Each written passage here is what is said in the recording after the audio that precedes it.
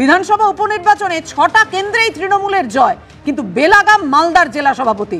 একেবারে বিজয় উৎসবের মঞ্চ থেকে তিনি হুঁশিয়ারি দিলেন কি না বিরোধীদের দাঁত ভেঙে দেবেন, জিপ টেনে ছিঁড়ে নেওয়ার হুঁশিয়ারি দিলেন আব্দুর রহিম বক্সি। দেখুন, মমতা ব্যানার্জির বিরুদ্ধে, তৃণমূলের বিরুদ্ধে, অভিষেক ব্যানার্জির বিরুদ্ধে খারাপ কথা বলার চেষ্টা করেছো, তাহলে সেই মুখের 32টা দাঁত ভেঙে দিব।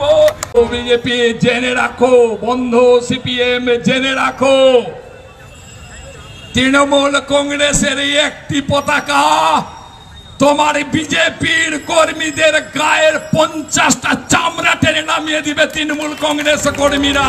গণপিটুনিতে মতিউরকে খুন করা হয়েছে, যদি এর সুবিচার না পাই বিজেপি সহ দালাল সিপিএম, আমরা মানুষকে বলবো এই ধরনের গণপিটুনি দিয়ে তোমাদেরকেও শেষ করা হোক।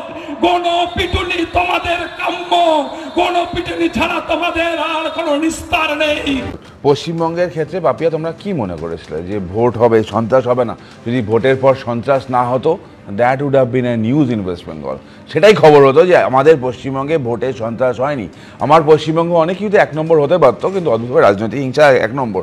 অর্ণবদা অনেকগুলো কথা বলছেন, নাম নিচ্ছেন। আমার তো সেই 2006 মনে পড়ছে, ওরা 235, আমরা 235, ওরা 30। Binoy Konar, I will make their life hell, তার জন্যই তো পরিবর্তনটা হয়েছিল। এবং পরিবর্তনের কি হাল দেখছি আমরা, 34 + 13, 47 বছরের জ্বালায় জ্বলছে পশ্চিমবঙ্গ। তখন যে দম্ভ ছিল, আজকেও সেই দম্ভ দেখা যাচ্ছে, এবং এই দম্ভের পতন তো হবেই। এই আব্দুর রহিম বক্সি উনি বারবার মন্তব্য করে যান, বিরোধীদের দাঁত ভেঙে দেওয়া, বিরোধীদের এই করে দেবো, ওই করে দেবো। কোন ব্যবস্থাটা নেওয়া হচ্ছে? প্রকাশ্যে তো হুমকিয়ে দেন, আইপিএস সেকশন, এখন বিএনএস সেকশন লাগু হয়, কিন্তু ব্যবস্থা কেন হয় না? কেন হয় না জানো তো? একটা ফিয়ার সাইকোসিস তৈরি করা হয়। এই ফিয়ার সাইকোসিসটা হচ্ছে তৃণমূলের মূলধন। এদেরই আবার উল্টো দেখা যায়, এরাই পরবর্তীকালে ভাদু শেখ হয়ে যায়, এদেরই পরবর্তীকালে গোষ্ঠীদ্বন্দ্বে একে অপরকে গুলি করে মারে। এরা যেটা তৈরি করছে তার সেই আগুনের জলে কিন্তু এরাই। পশ্চিমবঙ্গের অবস্থা দিন দিন খারাপ হচ্ছে। আমি